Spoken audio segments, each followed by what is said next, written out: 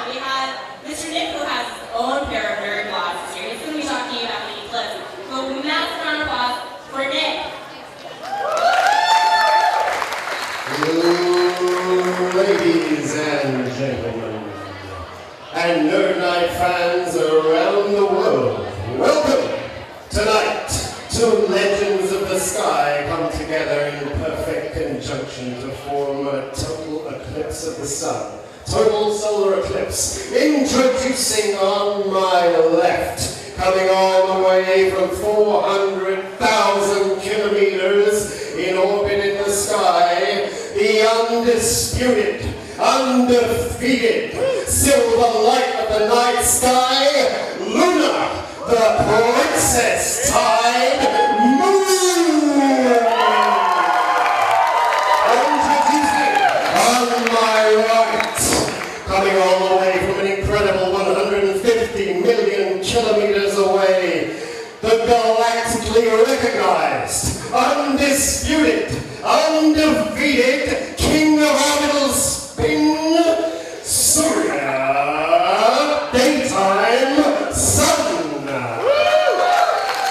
Now, a solar eclipse can only occur in the new moon, when the moon passes perfectly in front of the sun, creating a shadow, a moon shadow that Cat Stevens sang so beautifully about, called the umbra.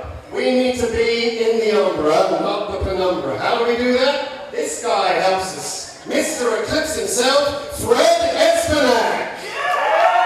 Well, you can keep your Lexus, you can keep your Hummer. This guy is so VIP, he has an asteroid named after him. Asteroid 14120 Espenak. Why? Because he can predict eclipses, and he makes maps like this. This is the upcoming eclipse next month, middle of next month. You can see it crosses a part of Australia and across the Pacific Ocean. This map tells us quite a lot of things, but oh, my enemy and wife of my enemy, what are those fluffy invaders in the wild, wild sky? Such accumulation of nimbus can really get in the way of good eclipse viewing, so we need to avoid these hovering nimbos. How do we do that? Well, Fred's seen a few eclipses, he knows how to avoid these. He makes maps like these. Mean cloudiness. I've heard them called worse things than that, but that's about right. So this was an eclipse in 2008, starting up in the north of Canada, stretches over. This is the umbral line, the moon shadow, over the top of Greenland, down through Russia and into China. Brown is beautiful, is it not? Indeed it is. And in this case, brown is the clear patch, about 30% chance of cloud. That's what we're looking for. No more than that, otherwise we're not going to see it, but we need to be in line. So right here, that 30 in line, that should be the place. Fred knows that. He's done an even better map of this area. So the area we're looking at, the 30%, is around here. This is China, bordering Mongolia. We're looking for somewhere on there to view it. And this map is very helpful. This is the center line of most magnificent, so we want to get as close to that as possible. We get a satellite map, it will help us work out where we want to see it. And where we saw it was near this town here, Yiwu, not Yiwei, Yiwu. A very good place to see the eclipse. And the Chinese government, they also set up a viewing place there. They knew. So we go, there's one. A lunatic, solar tick, umbrophile, eclipse chaser. He's wearing the right gear though. He's wearing a pair of these. These are my field pair. These are my Nerd Night pair. And what's he looking at? He's looking at that. First contact. That's the moment when the edge of the moon just first touches the edge of the sun. You can see that little nick over there. That's the moon on its way in transit across the sun. It's going to cover it perfectly, completely. So you're watching that with your glasses on, otherwise you won't see it. Now when you see this, and you've been watching for some time, you know it's getting really, really close now. The excitement is building.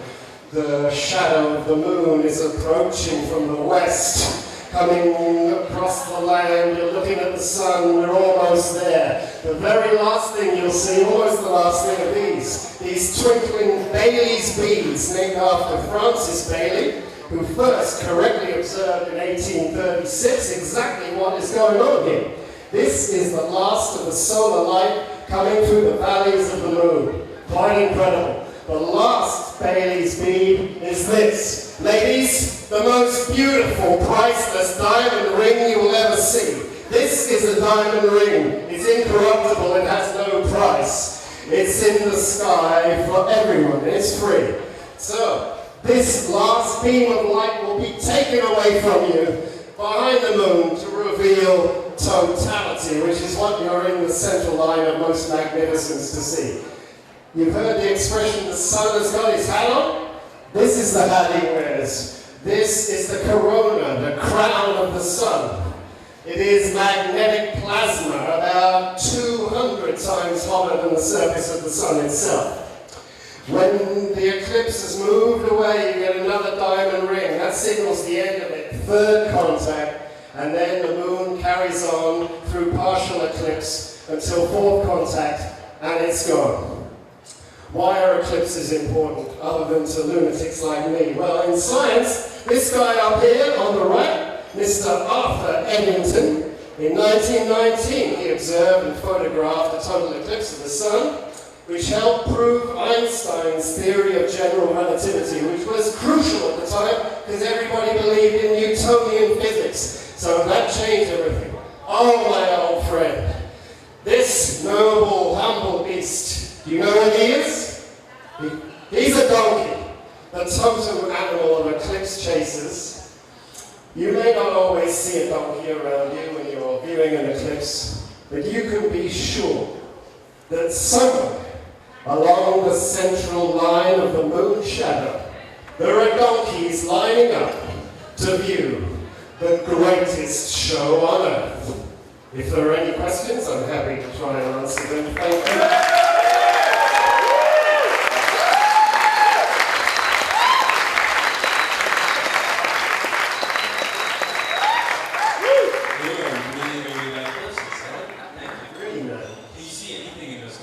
Only the sun. Only the sun. Alright. Any other questions about eclipses? Yeah. No. How did you get into eclipses? I saw the first one in 1999 in England. It was cloudy, of course. Thanks, England. On a very special date. It was August the 11th at 11 minutes past 11. Total cloud cover. Total darkness, but the animals went crazy. It was a beautiful sight. I watched the shadow of the moon race eastwards for other people to enjoy a clear eclipse in the center of Europe somewhere. That pretty much hooked me, and then I kept seeing them more and more and more. Yeah, you just go and see one, you'll be hooked. Yeah, question. Oh. How many eclipse chasers are there in the world? How many eclipse chasers are there in the world? Including donkeys? Yeah, if you like. Ooh. I don't know. I think we're growing in number all the time. Maybe Fred would know. He's Mr. Eclipse. Maybe 500,000, 1 million? I don't know. Hard to put your finger on. We'll probably find out this year because previously eclipses are very spread out over the planet. And people choose their location according to Fred's maps or where their friends are going. So this time, it's only hitting land in Australia, so there should be a fair few people there, I think.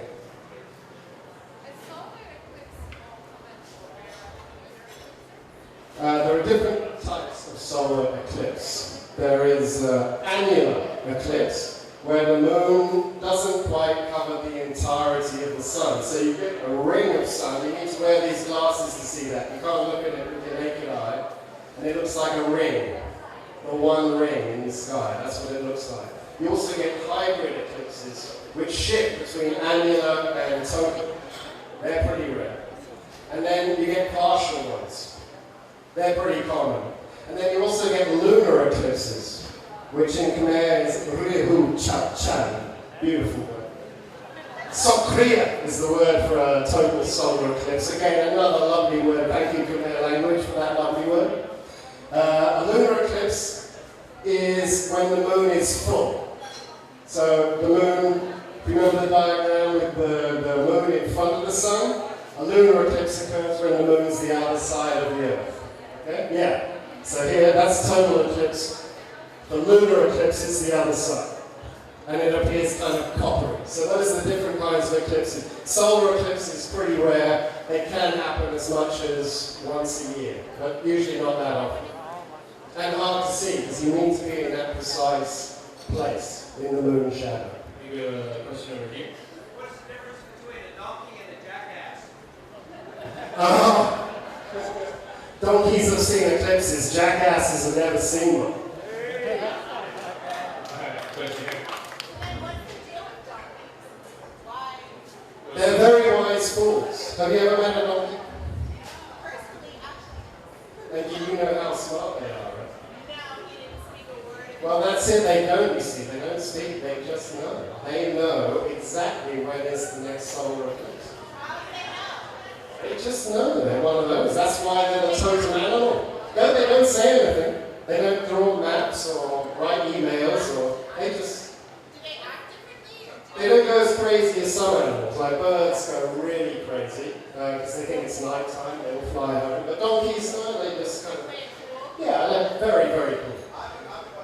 Yes? How long do you have to wait to get that shot of the donkey? That, my friend, was a once-in-a-lifetime sight. So lucky to catch it like that. In fact, the image behind the donkey there is it's a composite image. Yeah? You get this by layering several photos of the eclipse so you can see like the magnetic plasma bands around the sun. And the donkey was just so kind enough just to stand right in the middle. Beautiful animal. I think we got time for 2 more questions. Yeah. Do you present anything out other than the solar eclipse? I really enjoyed that presentation style. Thank you very much. Thank you. I have presented before with my very good friend Jess over here about permaculture. We did a word night before. It was good fun. What do you do when you're not chasing eclipses and talking about permaculture? Filmmaking and permaculture. That's what I do. One more question. One more question. The next eclipse, November the 13th or 14th, depending on which part of the world you're in, but if you're in a position to view it, it'll be November the 14th, very early in the morning, so next month. No. Passing through Australia, here. So, you see the dark blue line? That's the umbra. That's the deep dark moon shadow where you'll get totality. The rest of it is the penumbra, which is a region of partiality. So you'd see a partial eclipse if you were in that area. But you've got to be out in the Pacific Ocean somewhere, or in Australia, to see it. And I think the next one in Cambodia is in 2070, something like that. So I'm not sure I'll be here though. People might remember the last one, it was in 95, I think. 1995, October. Awesome. Round of applause for Eclipse. Thank you very much. I have one more thing to say. We haven't done this, and really as nerds we should. Just over a month ago, you'll probably know if you lived here, the king of nerd, at least one of the great kings of nerd, Gottfried, who'd been living here for 4 years, he was arrested and deported back to Sweden for the crime of piracy. Now I suggest that if you have ever read a WikiLeaks, if you've ever downloaded an album, a movie, a game from Pirate Bay, we owe this man some gratitude and some respect. So I would like you, if you wish, raise a glass to Nerd King Gottfried and say, in the words of my favorite joke at the last Nerd Night, "Ah, matey, Gottfried, this one's for you."